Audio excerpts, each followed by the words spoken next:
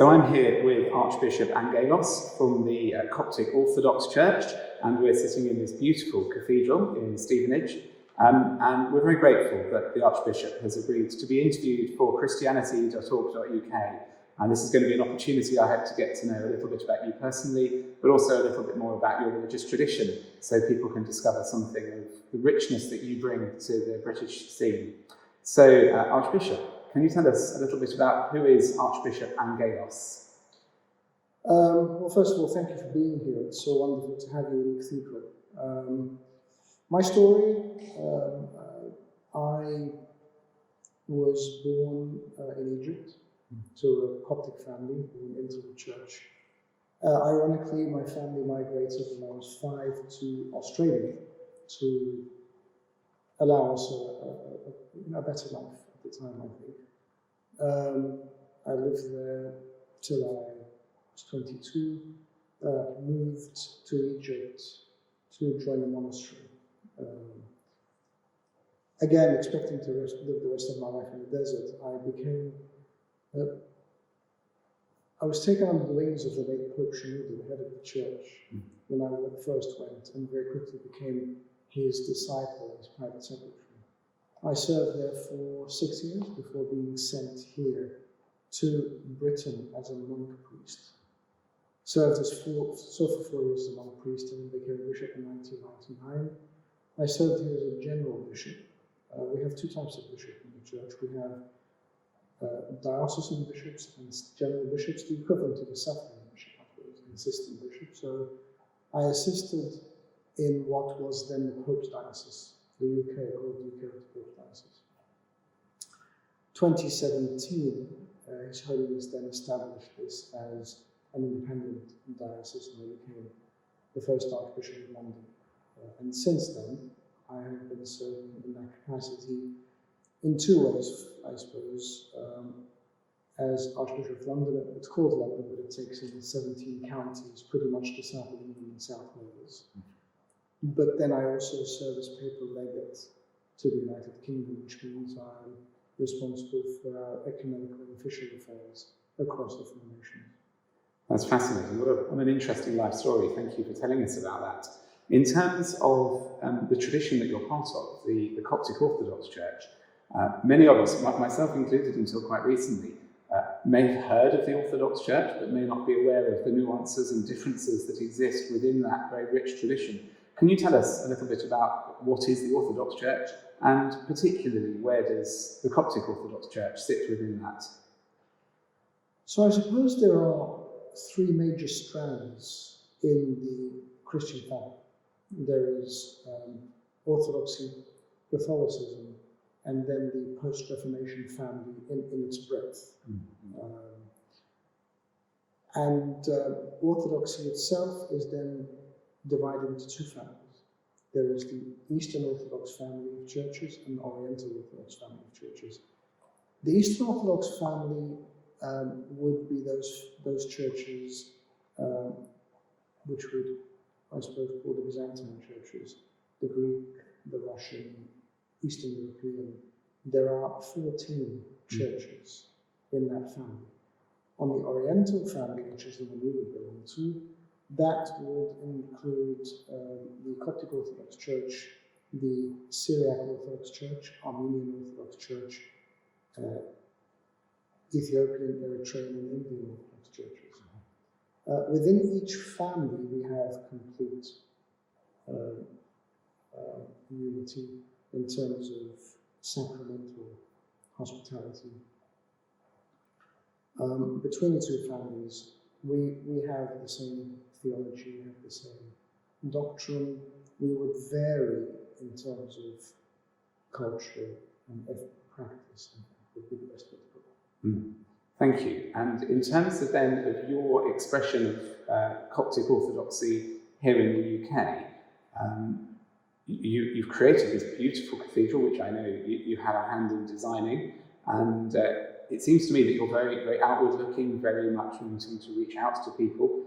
Could you tell us a little bit about what you see as your vision for the future of Coptic Orthodoxy within the UK? The word Coptic is quite confusing. If I were to say to you, we are Russian Orthodox or Greek Orthodox, it's just self-explanatory. The word Coptic just means Egyptian. It comes from the Greek word Egyptus, meaning Egypt. So the Coptic Orthodox Church is the Orthodox Church of Egypt. Christianity started in Egypt in the middle of the 1st century, where St. Mark, the writer of the Gospel, went and preached. And because of the presence of ancient Egyptian mythology, whether it be an afterlife, a judgment, a triune world, because of those foundations, Christianity spread quite quickly and significantly in Egypt. And we're told that Christianity reached about 85% of the population in very quick succession. Of course, we then had the 7th century, where Islam came into Egypt. And for the first 200 or 300 years, Christianity was still the same. But then at the beginning of the 2nd millennium, there was an Arabization and Islamization of Egypt, which meant that you had to be an Arab, a Muslim to be Egyptian. And that changed the landscape. So there were, regrettably, choices to be made at the time where people stayed in the church or changed their faith or lost their lives. At that point, we found that the Christian presence in Egypt dropped from 85% to about 15%. And that's where it stays at the moment. So about 15% of the population of Egypt now remains Christian, about 15 million.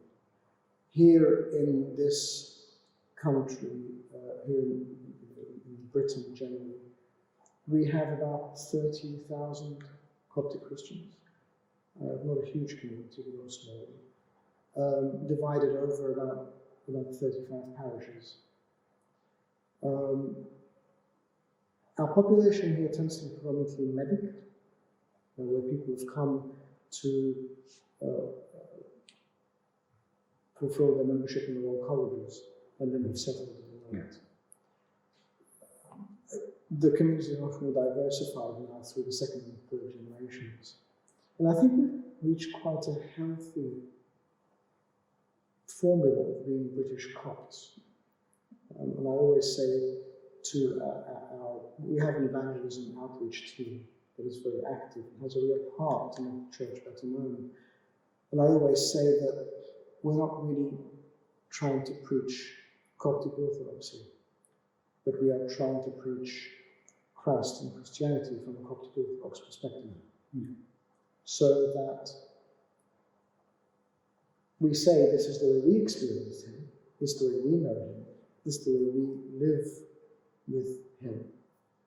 And if people want to join us, then they're more than welcome. If not, and we've helped them get an insight into who our Lord Jesus Christ is, that's equally good. And if they've gone to join any other expression, that is fine.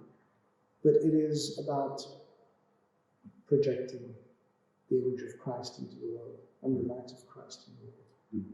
And I think that's something we do very well because of the history of persecution we have, because of knowing what it means to be strangers and travelers, and thankfully not having fallen into a mindset of victimhood, but using that experience to allow us to look beyond ourselves and beyond ethnicity, race, even religion, to honor people as the image and likeness of God. One of the things that I do here is I believe I'm called to do a lot of advocacy work, which I think is really important. And people think, well, why do you get involved in politics? I actually don't. I think politics is to be party political, is to have allegiances, which is not what I do, but to be an advocate, I think, is quite central to our role as Christians, because Christ himself is our chief advocate. He came to advocate for us as humankind. And in advocacy, in our advocacy work, we then deal with, and represent and try to stand for people of all faiths and none, to look at religious freedom and belief, and to say that even if people don't agree with us, and even if people don't have the same religious affiliation, even if people don't have a religious affiliation at all, that's not our judgment to make. Of course we preach Christ, but in terms of the acknowledgement and respect of sanctity of life and human dignity, then we must stand for everyone as Christ stood for everyone. And that led us to even setting up an office for religious freedom and advocacy called Refsemi. And the word Refsemi is a Coptic word for advocate. And that really inspires me because I think, almost 1,200, 1,300 years later, we see that a word that, from a language that was meant to be eradicated because of a lack of acceptance and